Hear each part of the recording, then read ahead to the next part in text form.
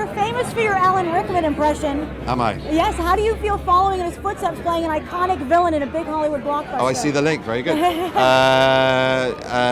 Just like I'm copying him all over again, I guess. This is a big year for you. You have 4 Hollywood movies coming out. I have, yeah. How is there a difference between working in the U.S. and the U.K.?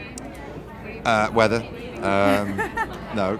Yeah, there is and there isn't. I mean, I think the critical mass of expertise and the brilliance, it spreads across the Atlantic. I think there's a fantastic interchange now. You don't have to come all the way to LA. You could do great work. I mean, a lot of LA comes to Shepperton and Pinewood and always has done, and Elstree. So, I think we go where it's right to make the film nowadays as actors and crew. And also, London unfortunately has a long history of terrorism. How is it portraying a future where it still exists?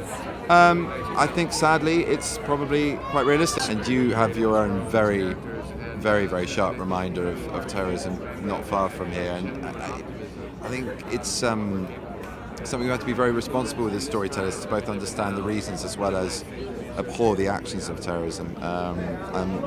What I do in this one by no means condones it. I think it's about trying to understand how it can come about, and if anything can be learned, it's about how to prevent it and be better human beings and try and reach for a sort of democracy that is, I think, within our ability. And I think hopefully then we won't have a future as portrayed in this film, and this is a lesson with a metaphor of the future that could teach us about how to live a better now.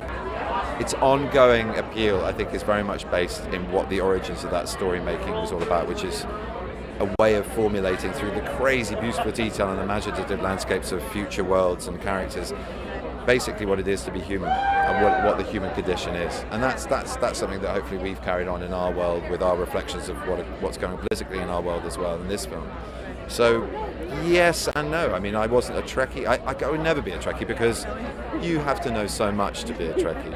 And I only have one lifetime. But you have a college degree in it. No, but I kind of hats off to people who do, because you own it with that knowledge. It's a rightfully impressive title to bear. So yeah. He's a terrorist, a one-man weapon of mass destruction. That he's on a mission which, as an awful lot of terrorists are, that one man's terrorist is another man's freedom fighter, and there is a certain level, I think you have an understanding of his motivations that might even lend a confusing audience empathy to the antagonist in the film, which is a novelty. It's a nice, rich, deep vein of confusion to throw amongst the mix of this otherwise thrilling sci-fi action thriller. So, he's an incredible character, and I think a shadow self of Kirk's and Spock's to some degree. He plays them both off against each other, one for his human instincts and one for his Vulcan logic, and he really... Quite daunting to begin with. I mean, I thought they completely knocked it out of the park, both Zachary and Chris in particular, and they were the first people I kind of met as well. Simon I knew before, so I was like,